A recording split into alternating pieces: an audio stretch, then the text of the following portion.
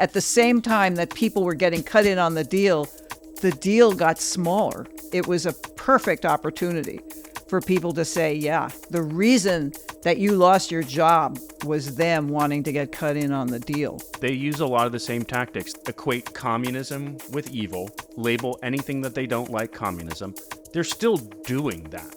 There's a lot of invisible history that needs to be made visible. And people will understand what the hell is going on better if they really understand what happened before.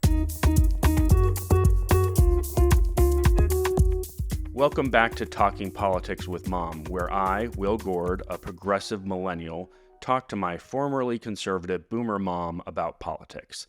That's the concept of the show. So, last week in our debut episode, I talked to my mom about how the Catholic Church and right-wing politicians used fear and lies over a supposed communist takeover of America to recruit her into the conservative movement, but how the Vietnam War, the Civil Rights Movement, her loving and patient friends in college, and her own personal experience in the New York City Welfare Department caused her to question her once tightly held conservative beliefs. But I found that after that discussion, I still had a lot of questions. Now, the right had used fear over communism and pernicious lies about lazy and undeserving welfare queens to recruit my mom into their movement, but it made me wonder about the actual agenda those lies were supporting. So in today's episode, we're going to talk about all that, the agenda behind the fear and bigotry. And my mom is also going to reflect on some of the advantages that she's had in her life as a function of the system of white supremacy in America. Check her white privilege, so to speak. It's a wide-ranging discussion, and I hope you get something out of it. But real quick, if you've been enjoying our little podcast, please consider subscribing. It really helps us out. Okay, let's get into it. Hi, Mom. How's it going? Hello, child. Are you ready for episode 2 or what? I'm ready for episode 2. I got all my opinions. Okay, yeah, you got your hot takes ready to go? Yeah, I got my opinions. That's all I'm going to say for now. All right, well... Ask me something. Well, since last time we talked, I feel like I had even more questions based on our last conversation. So this episode, we're going to sort of go back through some of the things we talked about before, because I've got some follow-up questions. How's that sound? That sounds good. Okay, so one thing that struck me about the whole hook of anti-communism is that both parties were anti-communist. And so I'm curious if you feel like conservatism was hooking people with anti-communism, but there was some sort of other agenda. Well, I think anti-communism was a really big tent. Mm-hmm. You know what I mean? I found this comic book, which I had as a kid. Is This Tomorrow? This was done by the Catholic Church. Yeah, see? Everyone should read it. I studied this, yes, so I want to talk about this a little bit. It warns you about all kinds of things. But, there were the Catholics who were very anti-communist, with good reason. I mean, they were closing churches and burning them down and murdering nuns and priests and not allowing Catholics to worship, and they wanted to substitute the state for religion, religion being the opium of the people. And, so there was that group. I mean, remember, they were coming out of the Second World War, and they saw what appeasement had done to the world when England tried to appease Hitler, when Europe tried to appease Hitler, because they were just coming off the First World War, which was which was so terrible. And the lesson that a lot of people took from that was you don't appease somebody that you are a mortal enemy philosophically of. They take that as a sign of weakness and they'll crush you. So, I mean, I think a lot of people were genuinely feeling like this was an autocratic movement on the march politically, and that they were out to crush any burgeoning democracy. And it became good versus evil, democracy versus autocracy for a lot of people. I mean, but then the subtext of all of it was this is an opening for us. Whenever we want to do something and someone stands in our way, in America or somewhere else, you just call them a communist. Right. You call, Eleanor Roosevelt a communist. You call Adlai Stevenson, probably nobody knows who that is. He ran against Eisenhower. You call him a communist. You call the New York Times communist. And then you certainly call the leaders of all these democratic, struggling democracies communist, because they were trying to do right by their people economically, and that was not good for American bottom line. It's not like everybody who was anti-communist was all about economic, American crushing other economies, but the people who benefited the most from it, other than the military, were the economic interests, and it was a fabulous cover. It was fantastic. Still is. I find that really interesting because you also sent me this book.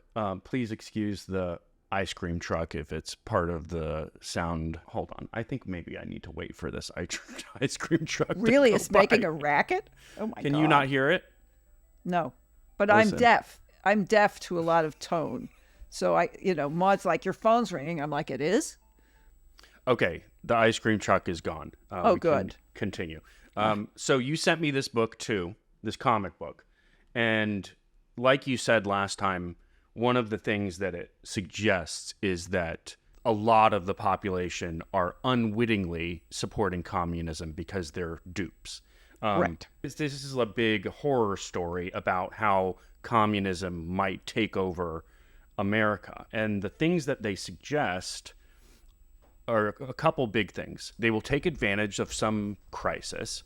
They will present themselves as anti-fascist.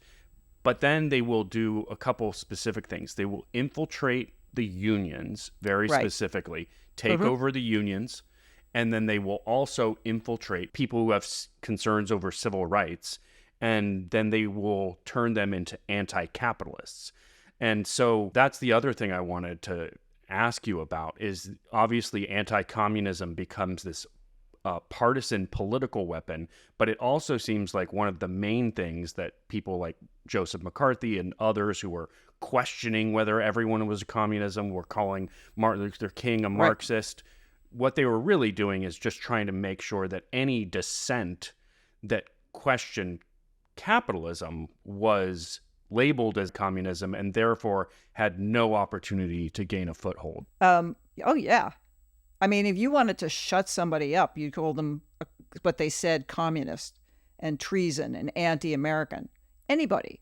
Yeah. Priests. I mean, there were very few who spoke out, but yeah, you just said they were communists. Like how they knew this, I don't know.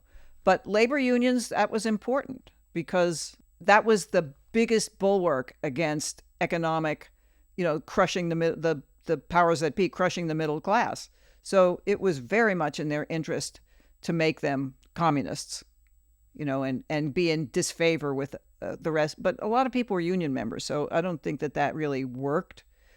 And the idea that civil rights people would be communists, maybe. Maybe. Not, maybe, people maybe the intellectual leaders who understood the nuances of all this. Yeah.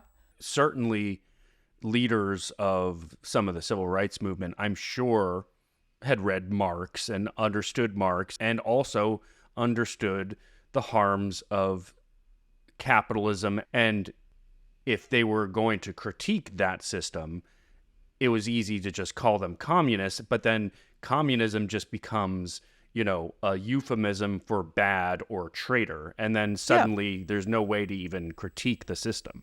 That's right. I mean, and, there were the Soviet Union offered black students scholarships and they paid their way over there because America was so racist that it was just wonderful. It was wonderful propaganda that we were providing for the communist takeover of the third world. So yeah, there were people who studied in Moscow, and yeah, they probably were some commies in there. But there are 330 million people in the United States. There were 200 million at that time. You're always going to find somebody who went there and was a communist. You're going to find 3 people and then 100 who went over and said, I thought their system sucked, but I got a free education.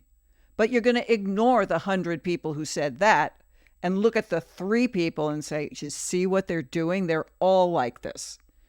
And people are not particularly critical of it. Yeah, they're all like that. You just need one example. And then they just, beat it to death, basically. But I do want to point something out to you. In Is This Tomorrow, in the back of the book, where they talk about what you can do, this is the Catholic Church speaking here. And they say, their aim is to make you hate your fellow man and to be blind to the important things in life. And they have a list of the things that you should do, the commandments of citizenships. And one of them is be tolerant of other races, religions, and nationalities. Yeah. So it was not automatic with the anti-communist movement that they were racist. It was definitely intended. It was an intentional tarring of people who threatened economic power. Oh, it definitely was. Right. And they were a powerful, powerful group of people. And they knew what they were doing. I mean, the head of the CIA and the Secretary of State were brothers under Eisenhower. Allen Dulles was the head of the CIA, and he was in charge of overthrowing governments to make the world safe for the United Fruit Company. And the Secretary of State had the domestic thing covered, John Foster Dulles. So, people say, well, it's very conspiratorial. It's just a fact. It's just a fact that we projected our power under the banner of anti-communism. Because if we hadn't, we would have gone in there and we would have supported those democracies instead of overthrowing them. All you had to do was say anti-communism, and all the other people who were anti-communist for other reasons would just fall lockstep because nobody wanted to be seen as not anti-communist. That was just anti-American. This is the time before the Civil Rights Act was passed, before the parties started polarizing upon liberal and conservative identities. So you've got liberal Republicans, you've got conservative Democrats, you've got all these different interesting lines of demarcation between the parties that is not as clear-cut or as sorted as it has become since then. That's right. That's right. One of the people that I think probably started to begin, even before the Civil Rights Act was passed, started to begin that sorting and kick that off is none other than Barry Goldwater, who you were a big fan of at the time, wrote an essay about. He's a complicated figure, but back to that theme of, what was their real agenda? I happen to think that Barry Goldwater is probably a true believer in pretty much everything that he was talking about. Absolutely. I don't think he was trying to trick anybody necessarily. I think he was tricking himself on a lot of things. But what I went back and did is I read Conscience of a Conservative last night. Did you? I did. What a good person you are. Barry, you read Barry's work. I had a copy that he signed. I don't know. My mother probably threw it out because she kept throwing everything out. I found it very fascinating because a big portion of it, the final many pages, is devoted to anti-communism stuff. He thinks we're weak. He thinks we're pushovers. He thinks that they're fighting to win and we're just trying to get by and survive, and we need to be much more aggressive. So that's the sales pitch. That's probably the thing that attracted you to him most specifically, right? Is that attitude. It's a very simple message, and the evidence for it was the appeasement of Hitler by England. And it's like, we're going to be in the same situation. But of course, we weren't in the same situation because Hitler didn't have a nuclear bomb. I mean, the calculus among nations radically changed with that. in terms of what counts as appeasement and what counts as, I mean, the American military, some of them really wanted to use nuclear weapons. They were trigger happy. Barry Goldwater wanted to use them tactically in Vietnam. He did, and they wanted to use them in Korea. I mean, they did. They thought, I don't know what they were thinking, but people like Barry Goldwater were vets. He was, right. I think he was a pilot or something. I mean, they had fought in combat, and they just had a completely different. They had a simplistic warrior mentality, and it suits human nature to have a strong leader who wants to triumph over everybody. That's why we have sports. That's my feeling. Right. Yeah, exactly. That's the healthy. It's just play sports. Just play sports. It's plenty competitive. Get it out of your system. Yeah. So the interesting thing is all the other stuff that he believes and all the other stuff that he said. And so I think, people probably came for the communism, right, anti-communism, and stayed for the other stuff. And the other stuff, frankly, it's a precursor to Ronald Reagan's ideology, essentially. Mm-hmm. Here's the basic pillars. The free market is essentially a naturally occurring economic phenomenon. It's following natural law. It's almost like part of nature itself. And so it's always going to be the best system. Taxation is a way of taking away people's freedom. Right, of course. As graduated taxation especially is punishing people for working hard. For success. Anti-union. I mean, he's a little bit on the defensive because I think conservatism is on the defensive at that time. And so he's sort of like, yeah, they have their place, but basically I want to gut unions, power. Right. So anti-union, anti-welfare. Welfare, you're dependent of the government. You become dependent on the government, but he calls Social Security, he calls Medicare, that's welfare. Right. It's all about freedom, of course. And when it's convenient, the freedom that he talks about is sort of a natural law. It's right, of course, self-evident. If it's a freedom that he's not particularly all that interested in, it's not in the Constitution. If you want to do that freedom, write a law about it. So that's, his case for states' rights. That's his case against Brown v. Board of Education. But essentially, he's a big government, bad, corrupt, inherently, right. More freedom. States should handle things. Federal government should be involved in basically nothing.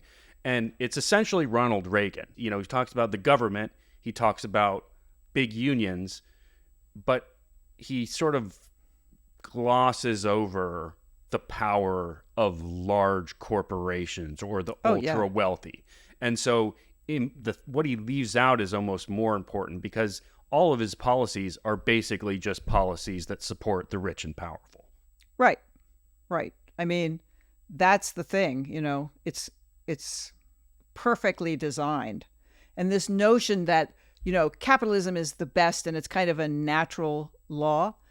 Let me tell you about the natural laws that human experience has shown us.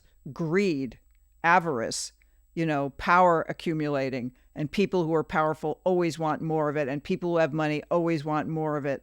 Those are the natural laws. I mean, I wouldn't defend him, but I think some of where they were coming from was they saw that what happened in Russia was that the government, the state, started accumulating immense power. And so they thought that every accumulation of power or assertion of power by the federal government was one step closer to having a communist state where the government did everything. Right. They thought it was a slippery slope and you couldn't have Medicare and you couldn't have social. I mean, he lost almost every state. He was crushed. The American people looked at what he said and said, no. Right. And I was devastated when he lost. I thought, this just proves that people don't know how to use the vote correctly, that they didn't vote for him. Right. But in 1980, that message did end up winning. Like, he's using the same, Reagan packaged it maybe a little slicker. Yeah, he did. And I think that frankly, since the civil rights movement, once black people started to get cut into the deal, I think, being able to use the Southern strategy to peel away former maybe liberals who were upset that other people were getting cut in on the deal was more of an effective sales pitch. I mean, they were getting cut in. Other people were getting cut in at the deal at the exact same time that politicians like Republicans and Democrats were sending those people, like those working stiffs, jobs to China, or there wasn't China at that time. It was Japan and overseas and Mexico. Mm-hmm. At the same time that people were getting cut in on the deal got smaller. Mm-hmm. And I mean, that was really the problem. And then it was a perfect opportunity for people to say, yeah, the reason that you lost your job was them wanting to get cut in on the deal. It's not because the company, executive wants 5 yachts instead of just one. They didn't look that way because nobody said it. Number one, nobody said it. And number two, the Democrats were in on it just as much as the Republicans, taking away those jobs and shipping them overseas and making it profitable to do that with the tax code and all this other stuff. So when Reagan comes along and says, it's the government interfering with business that's the problem. I mean, people want simple solutions. And there's enough experience with the government screwing up on things that they think they screw up on everything. So it was a message to a very receptive audience who wanted somebody to blame. It was a simple story. It is a simple thing. Government that governs best is the one that governs least. Get out of the way of business and they'll just, all boats will rise. What a bunch of horseshit. We're living with the consequences of that right now. All right. Sorry, the ice cream truck is coming back the other direction. So let it pass by and then we'll continue. Oh my God. It's making its second round, I guess. All right. So the ice cream truck is gone. Is now gone. So one of the big things, of course, that he and then later Reagan derided was the welfare state and government dependence created by welfare. You had personal experience in the welfare department. Right. But one of the things that I wanted to touch on, so welfare, the idea of helping people in poverty becomes racialized. People are getting handouts. They're becoming dependent on government. But of course, the history of this country and the building of the middle class is based on massive government investments in wealth building for the people. When did you become aware of that history in your trajectory of rejecting conservatism? When did you learn about, the Homestead Act, how much the GI Bill, the VA home loans, the VA business loans? When did you learn about the massive amount of government spending that was given to some people and not others? And how did that affect your views? Well, I'm going to tell you something. I didn't know how restrictive a lot of those programs were until you told me. And I consider myself somebody who cares about that thing. But it certainly wasn't in my history books. And I had no idea. I had absolutely no idea. Now, when I was a conservative, the only welfare program I knew about 2 of them. Well, the welfare queens who came in from New Jersey in their Cadillacs to pick up their checks, and Medicare, because there was a big fight about Medicare, in the early 60s. And my father was a doctor, and they all said, oh, this is the end of medicine in America. Oh, little did they know. It had nothing to, it was such a boon to them because now all these billions of government dollars was going to flow into their pockets because all these old people who had no health care and couldn't afford it and were dying of totally preventable causes all of a sudden had access to medical care. It was a boon to the medical profession, but that's all I knew, Medicare. And I really didn't know the details except that the government was messing with medicine And I didn't think they had a place messing with medicine, but I didn't understand. I really didn't understand the parameters of the problem. But, my experience was with the welfare queens. And I thought that these were just lazy people who became dependent on government and a handout and, would never work because why would they work when they could get their welfare check? Little did I know, nobody in their right fucking mind wanted to be on welfare. I mean, I really believed in equality. I thought everybody should get a fair shot. And I thought, okay, I knew a little bit about the GI Bill because I had family that had fought in the Second World War. And I thought, they fought for all of us. And so the least we can do, they gave their blood, their treasure, they lost their friends. And the least we can do is make sure that when they come home, they get a good education. Because education was very big in my family. I would have been furious to find out that the GIs, the black GIs, didn't get to go to college. And they didn't get to buy a house for nothing down. And they didn't get any of those benefits. I was like, why? Their blood looks about as red as everybody else's last time I checked. The history of these big government programs is that they were written in such a way and administered in such a way that specifically Southern states run by the Dixiecrats could cut black people out of the deal. So, in the initial days when Social Security was created and unemployment insurance was created, they made carve-outs. Domestic servants, agricultural workers, weren't eligible for unemployment or Social Security at the beginning. That later changed. I think I knew that, but much later. Mm-hmm. It was invisible. Where are you going to learn about that? I didn't learn about it in my history book. My parents probably didn't know about it. It's not like the Democrats were like, you can't do that because they cut the deal. Right. Yes, so it was a deal cut between Roosevelt and the Dixiecrats. These policies on balance were good.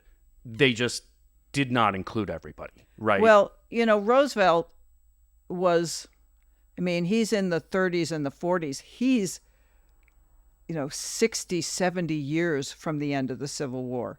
He is well within living memory of the Civil War. And Jim Crow was so powerful.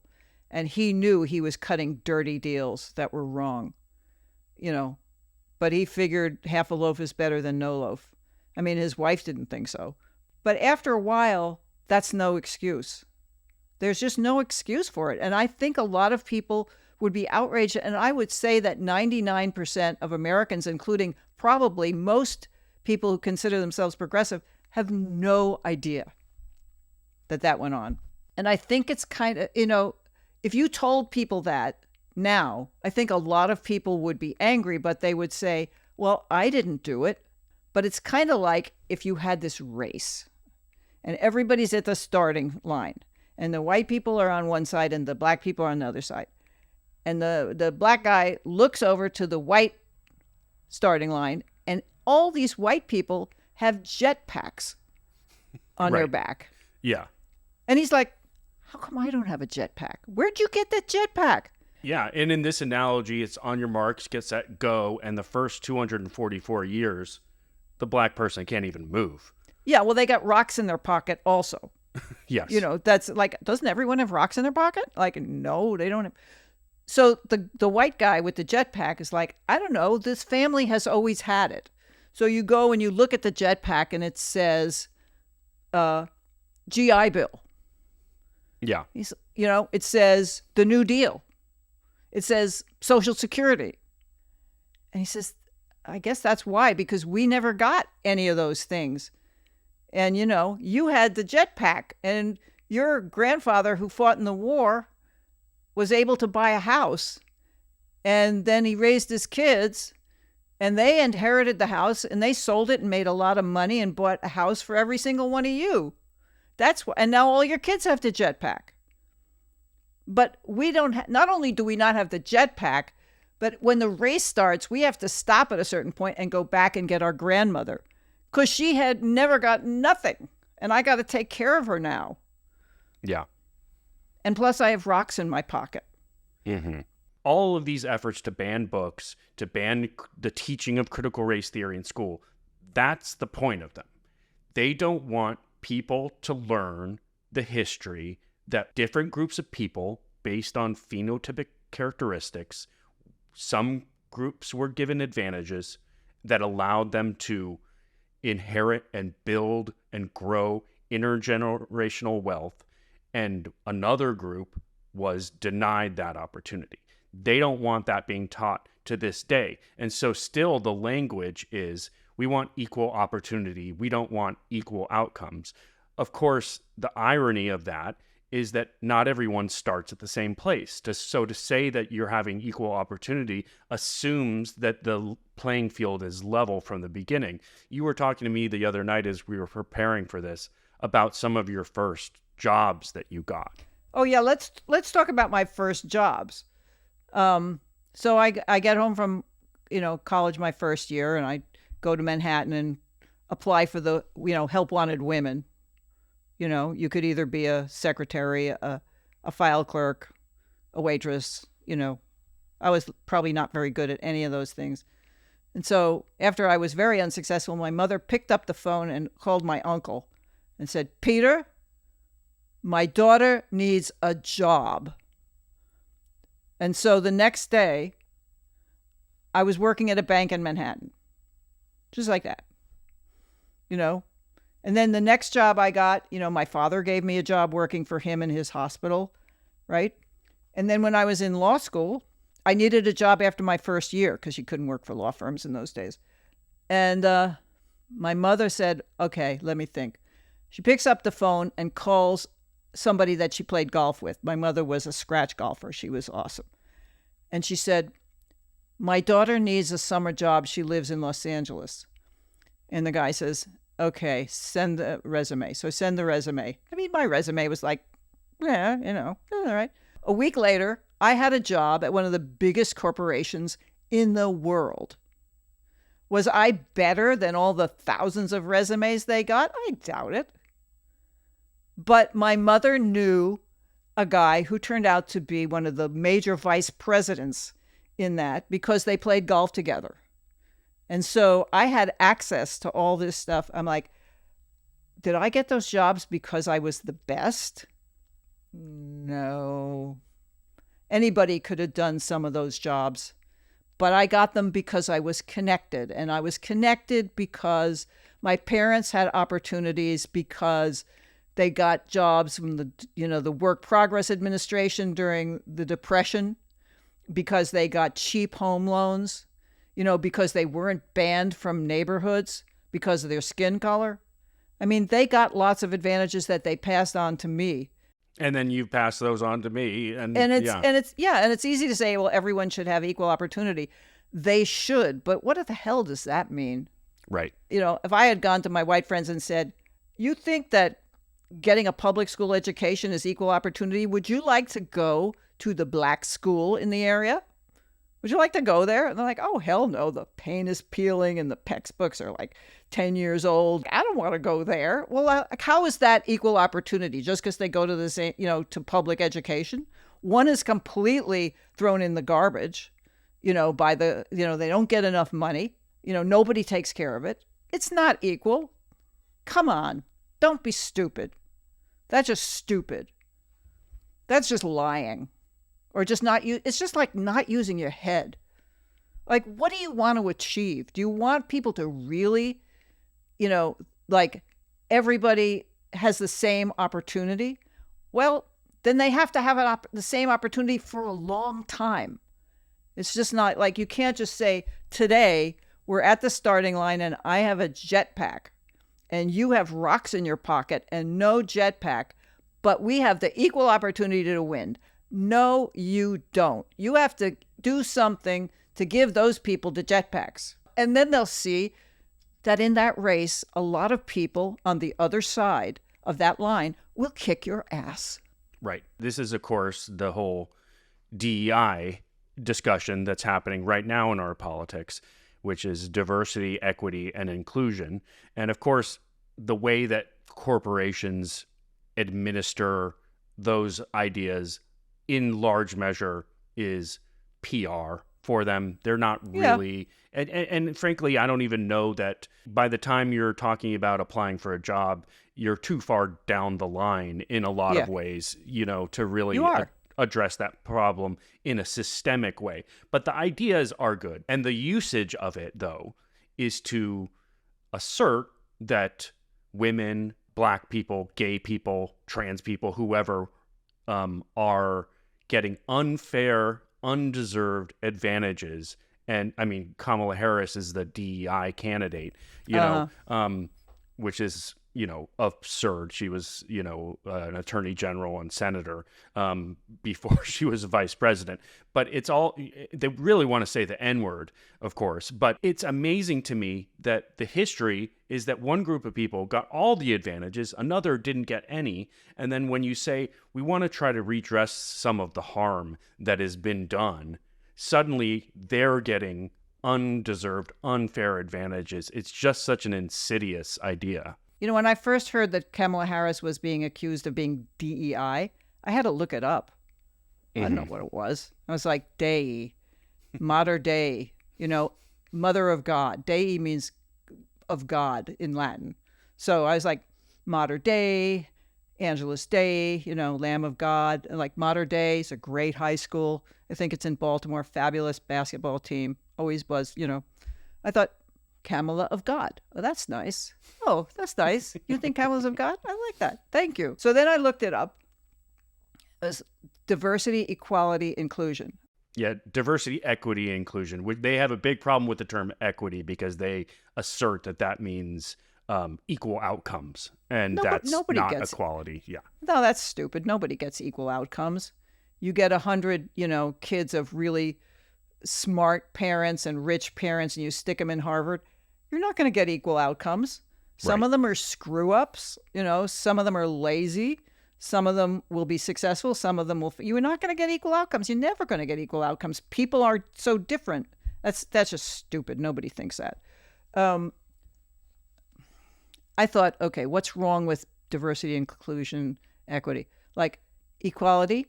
Equality is like fair shot, same person. Okay. Diversity.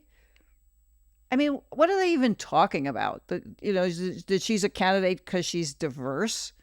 I mean, anybody who's not a white male Protestant is diverse. I mean, Joe Biden is diverse in some respects. He's only the second Catholic president. What are they talking about? The idea is that Kamala Harris only got the job because she was Black, which is, of course, ridiculous because it's like, well, are you going to point out the fact that Mike Pence only got his job because he was an evangelical and they wanted to, you know what I mean? I don't even know what it means. I mean, I had to reflect on my conservative background to think if I would have thought that was bad.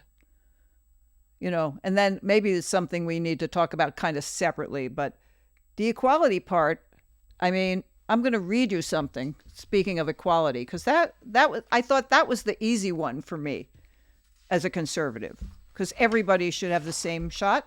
So I looked up the Sharon Statement from Young Americans for Freedom, which they drew up at William Buckley's house in 1961 in Sharon, Connecticut, because he was a big conservative. My father used to give him donations, and I always read the National Review.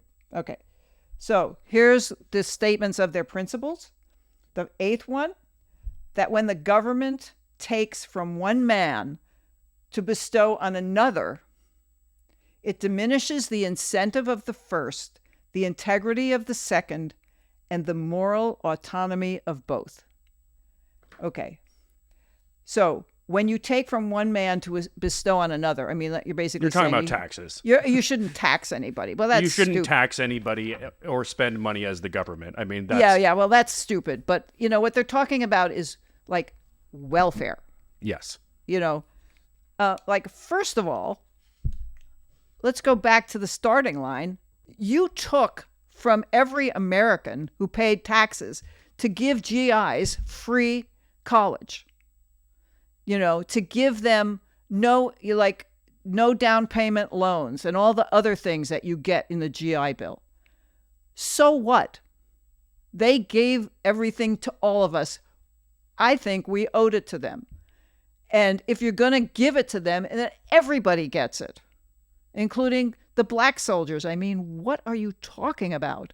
And what about the women in the United States who flew the planes? Why shouldn't they get it? They flew the military planes because there were not enough men around to fly the transports. Why not pay them? So you talking about equality? Okay. The government is going to give these bennies to people, whether you like it or not. And the question is, they should give them to everybody. And if they don't, they have given an unfair advantage to one group. And it diminishes the moral integrity of both. You're right, it does, but not for the reasons that you think. Essentially, what we're talking about in many ways is the myth of the meritocracy. There's a lot of invisible history that needs to be made visible. And people will understand what the hell is going on better if they really understand what happened before. And that takes work. It's not something that government can do. It's something that Ken Burns can do. Or we can do.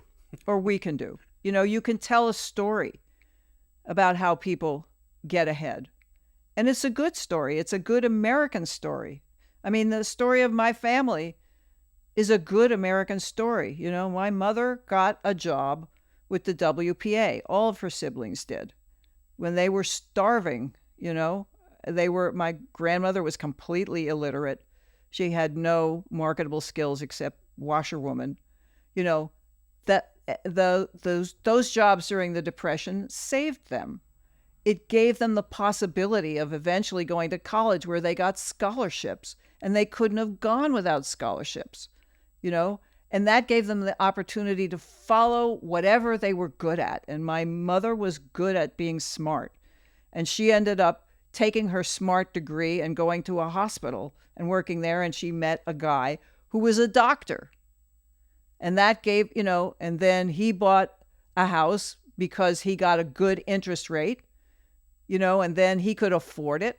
And then he had, a family that includes a lawyer and a doctor and, 2 other siblings who are really successful, and their kids are wonderful and successful. And it all, and he gave his kids jobs, and the parents made sure that kids got jobs. That's a good American story. And stop telling us that we didn't get a hand up on the way up, because we did. And that's good. And everybody should have got it, but everybody didn't get it.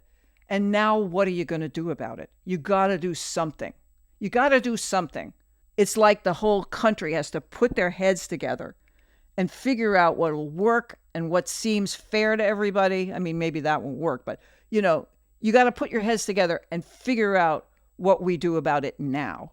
Unfortunately, today, like back in your day when you were conservative, there are forces on the other side that want to obscure that history. Yeah. And they use fear and otherism in order to sell their much simpler message. The way that Joseph McCarthy labeled people as communists was a way of othering them. The way that Trump talks about immigrants today is a way of making them the other. They're not part of America. They're not part of the tribe. They're not the part of any tribe that we want to be in. They use a lot of the same tactics. When you were talking about, essentially, they just say, equate communism with evil, label anything that they don't like communism. They're still doing that. They call critical race theory Marxism. They call wokeness Marxism. They call any examination of our history Marxism. They call any government spending Marxism. I don't think people care or know, or they call it socialism. They're still using the same thing, updating their terminology, coming up with new boogeymen to scare people from understanding this history or acknowledging that the government can play a role in the lives of people that's positive, that helps them achieve. And the reason they're doing it, I think, is because they already got theirs and they don't want anyone else getting theirs. The status quo is working extremely well for the people at the top. At the top. The people who are the soldiers and the voters who put those people in are, generally speaking, not doing that well. Right. They're poor or they're living paycheck to paycheck. So they're just being duped. They're the dupes of this generation, not the commie dupes. These are the capitalist dupes. These are the people who are blaming the wrong person and looking in the wrong direction. Because as a conservative person from the 1950s and the 1960s, I will tell you why I hated communism. Because it wouldn't let me read what I wanted. Because it wouldn't let me, be with the people that I wanted. It wouldn't let me worship in a faith that I wanted. It closed down libraries. That book, Is This Tomorrow? What do? They burn the books that they don't like. They throw the teachers out of universities that they don't like. They take over the newspapers and the radio and the media so that they can only send messages that they want people to hear. That's why I hated communism. If you use that, Donald Trump is the biggest communist of all. All the things I hated about communism, he supports. Every single one of them. Accumulating power in the form of a dictator is what he's doing. That is the single most un-American thing you could possibly do. How can you vote for a man who's going to rip up the Constitution and light it on fire? You're not very patriotic if you think that's a good thing. I'm going to tell that to you right to your face, and you better think about that. We could probably end it there, right? Okay. Is there anything else you want to touch on? No, there's so much that we can talk about. So we'll much just leave more. It there. Yeah. Yeah. And we'll just leave it there. Hey, everybody. Thanks for watching. Make sure to like and subscribe and hit the notification bell. And we've been loving all your comments, so keep those coming. And next time, we're going to be talking about the 1950s, the good, the bad, and everything in between. So keep a lookout for that one. And we will see you next time.